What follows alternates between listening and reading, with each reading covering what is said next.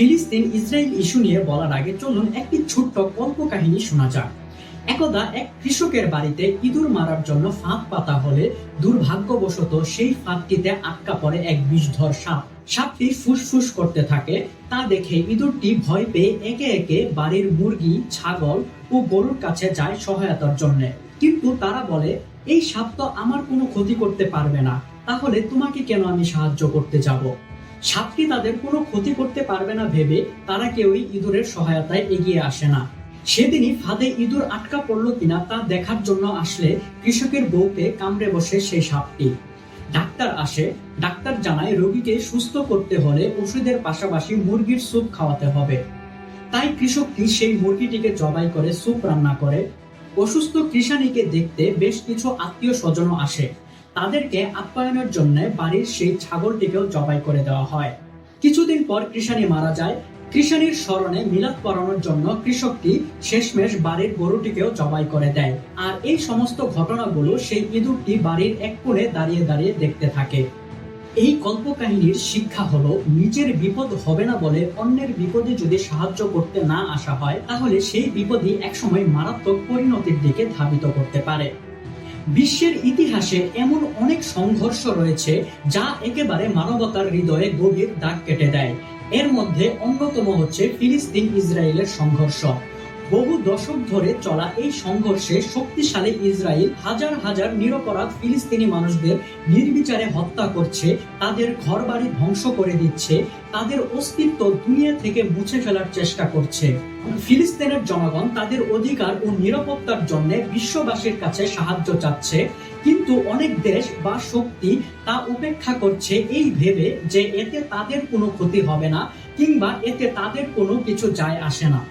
প্রতি বছর জাতিসংঘ, মানবাধিকার সংগঠন এবং বিভিন্ন আন্তর্জাতিক সংস্থা এই বিষয় নিয়ে উদ্বেগ প্রকাশ করলেও কার্যকর কোনো পদক্ষেপ নিতে দেখা যায় না।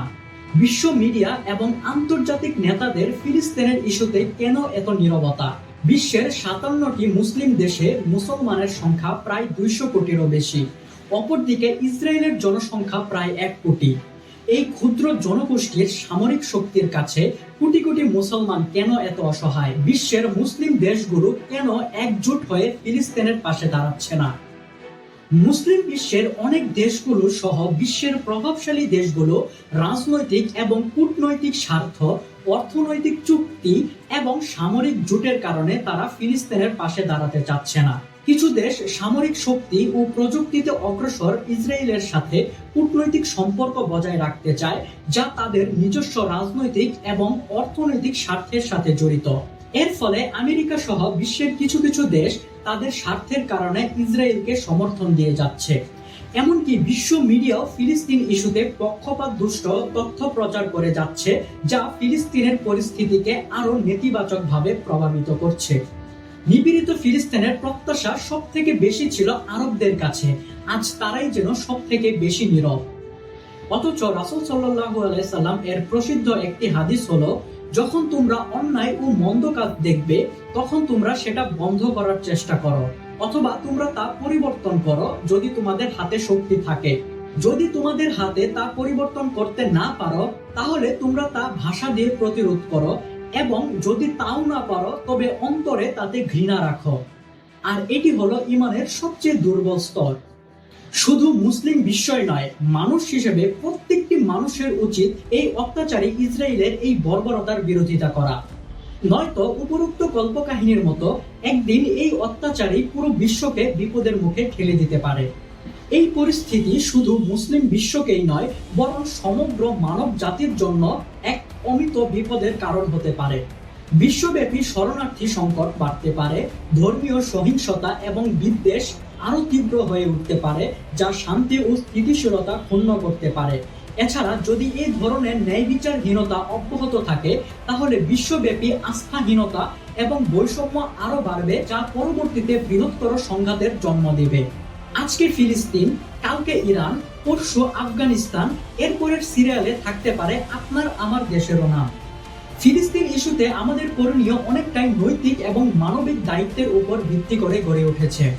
এই সংকটময় মুহূর্তে যে কাজগুলো আমাদের অবশ্যই করা উচিত: সামাজিক আন্দোলন ও জনসমর্থন বৃদ্ধি, ইতিমধ্যেই ফিলিস্তিনে মানবাধিকার লঙ্ঘনের বিষয়ে সামাজিক যোগাযোগ মাধ্যমে সচেতনতা সৃষ্টি হয়েছে, তা অব্যাহত রাখতে হবে এবং জনসমর্থন গড়ে তুলতে তীব্র আন্দোলন গড়ে তুলতে হবে। আন্তর্জাতিক চাপ প্রয়োগ, জাতিসংঘ এবং অন্যান্য আন্তর্জাতিক প্ল্যাটফর্মে ফিলিস্তিনিদের পক্ষে চাপ সৃষ্টি করতে হবে। বিশ্ব মিডিয়াও যেন পক্ষপাত দুষ্ট নিউজ করতে না পারে সেদিকেও চাপ প্রয়োগ করতে হবে। মুসলিম বিশ্বের ঐক্যবদ্ধতা, মুসলিম দেশগুলো একত্রে ফিলিস্তিনের পক্ষে কূটনৈতিক, মানবিক এবং রাজনৈতিক পদক্ষেপ যদি নেয় তবে এই সমস্যা অনেক দ্রুতই সমাধান হয়ে যাবে।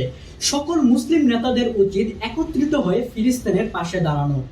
বিশ্বব্যাপী ইসরায়েলি পণ্য বয়কট আন্দোলন, শুধু ইসরায়েলি পণ্য বয়কট নয় বরং বিকল্প ব্যবস্থা গড়ে তুলতে হবে, তাহলে বিশ্বব্যাপী অর্থনৈতিকভাবে তাদের উপর চাপ সৃষ্টি হবে যা ফিলিস্তিনের পক্ষে সহায়ক হবে। ফিলিস্তিনের এই পরিস্থিতির সাথে আন্তর্জাতিক সংকট, রাজনৈতিক, অর্থনৈতিক এবং সামাজিক নানা স্বার্থ জড়িয়ে আছে। বিশ্ব নেতাদের নীরবতা এবং মিডিয়ার অপ্রতুল কভারেজ এই সংকটকে আরো মারাত্মক করে গড়ে তুলেছে।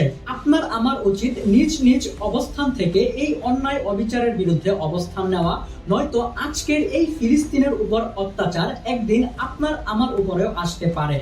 কারণ নিপীড়নের চক্র কখনোই থামে না, বরঞ্চ একে থামানো না হলে এটি আরো ক্রমান্বয়ে বৃদ্ধি পায়। মানবাধিকার রক্ষায় আমাদের সক্রিয়ভাবে এগিয়ে আসা প্রয়োজন। আবাবিলের অপেক্ষায় না থেকে নিজেদেরকে আবাবিল হওয়া প্রয়োজন। From the river to the sea, ইনশাআল্লাহ Palestine will be free. Safe Palestine, safe humanity.